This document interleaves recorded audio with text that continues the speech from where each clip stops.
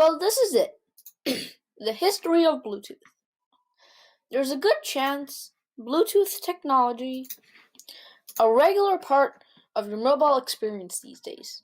It covers everything from audio for wireless headphones and speakers, pairing gaming controllers like Xbox's controllers and PlayStation 4 controllers to your computer if you want to play like you played on your PlayStation 4 except with better graphics on your computer, or even tethering internet connection, and even occasionally transferring files over the air, kind of like AirDrop. It uses Bluetooth. The feature gets more useful every year, and it gets even more powerful every year, which is pretty remarkable considering how relatively limited its scope was when it was created over 20 years ago. The Bluetooth standard was originally conceived by Dr. Jaap Hartson at Eckerson back in 1994. It was named after the renowned Viking and king who united Denmark and Norway in the 10th century. At the time, it was designed to replace the RS-232 telecommunications cables. As much older standard conceived in 1960 by using short-range UHF radio waves between 2.4 and 2.485 gigahertz. Although this occupies very similar frequencies to Wi-Fi, Bluetooth has always been designed as a much shorter range and lower power alternative. It's basically Wi-Fi, except it's basically a less powerful version of Wi-Fi, since Bluetooth only needs to send audio. In 1988, the Bluetooth Special Interest Group SIG was formed, which to this day publishes and promotes the standard as its subsequent revisions. Bluetooth SIG finally made the Eckerson. IBM, Intel, and Toshiba all worked on this project together. Well, even though it was technically made in 1997, it took so much testing and launch prototypes and stuff like that until 2 years later it finally launched in 1999. It was a hands-free mobile headset, which earned the Best of Show Technology Award at Comdex. It's basically the best thing, Comdex is basically awarded the latest innovation features. Bluetooth 1.0, it was basically like AM radio. That's how low frequency or the quality of the thing was. It was basically AM radio. Have you seen AM radio? It basically is. It's basically used. It was like, SBC, right? SBC is quality is really low. It was 4 times lower than SBC. To make sense, it was basically FM radio. That's the quality of FM radio. The Bluetooth 1.0 specification officially launched that year, leading to the release of the first Bluetooth-equipped chipsets, dongles, wireless PC cards, and mobile phone in 2000. The first Bluetooth mobile phone was the Sony Ericsson TA38, as it's shown here. The T38 was truly a remarkable device.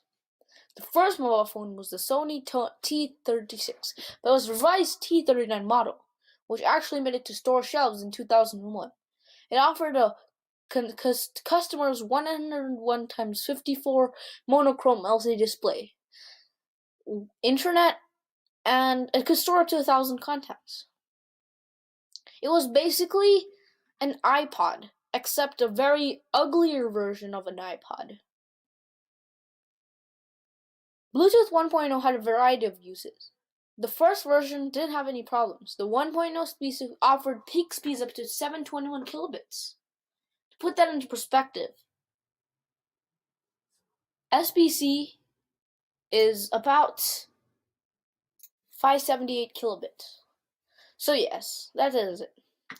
LDAC is the best, highest quality, but LDAC can only be found in Sony, or any headphones would cost about $250 and more. aptX HD is included in many $150 sub headphones. aptX X is included in $80 headphones. AAC is included in $40 headphones. SBC is included on any headphones. But now let's go to the part on how it actually even works. Well, this is another device which was released in 2001. Okay, this is basically the timeline. Heinrich Hertz invented the first oscillator and create radio waves. Guglielmo Lumarchi, and so on. I'm going to give you 10 seconds to look at this.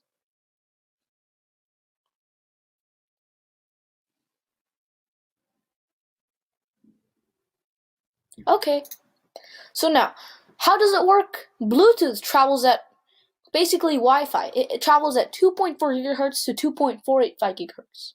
But the difference between Wi-Fi and Bluetooth is that Bluetooth travels, while Wi-Fi travels consistently. As you can see, you see waves like this, right? The spikes up and down. Wi-Fi has consistent spikes. On the other hand, Bluetooth has, well, intervals of spikes. It's basically, since it doesn't need to send data or images to your phone or device, it only needs to send the audio. For example, it always isn't a straight line. The straight line has very, very small. For example, let's say there's vocals and then there's suddenly some drumming. When there's the drumming part, since there's no vocals, the interval will come. Or the interval means is that the waves or the big waves will turn into very small waves, and so on. And it does not travel at 2.400 gigahertz. It will travel at 2.40001 gigahertz. Basically, there's three classes of Wi-Fi. One which travels 100 meters, which is basically useless. 10 meters, which we use in most cases. And 1 meter is, well, the 2001 Sony Ericsson phone I just showed you guys, like right now. This is the one which uses class 1 Wi-Fi. Now, Wi-Fi, it uses something called PicoNet. Basically, Bluetooth stands for Industrial Scientific Medical. Or basically it was a really complicated name, and then to make it an attractive name for consumers, they changed it to Bluetooth, because why not? So yes, it's called spread spectrum frequency hopping. Basically, if there's an interference with another Bluetooth connection, this Bluetooth connection will hop at a higher frequency. For example, if there's a frequency with 2.42 gigahertz and this one is traveling at 2.42 gigahertz, it will suddenly go to 2.43 gigahertz in order to not bump into each other with the two devices. So yes, most Bluetooth devices only use about 1/10 of a watt or half a watt in high premium headphones, so it doesn't really take up your battery that much. So yes, as I said, it was made in 1997 by Ericsson. And this is basically how it works. So as you can see, there's amplitude and frequency, and there's amplitude modulation and frequency modulation. Bluetooth is basically a combination of both.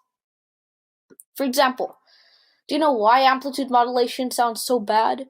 Because it was made like a very, very long time ago.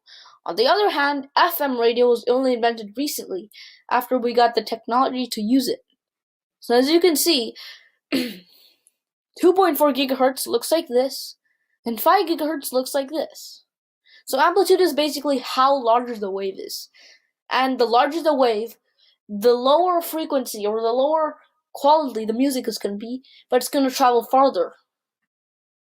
For example, your remote control drone is going to use a very, very long wave with a really low amplitude, since it only needs to send instruction of 5 instructions, or basically about 550 bits. That's basically 1/100th of a kilobit. So it doesn't need to use that much. That's why it's able to travel about 100 meters.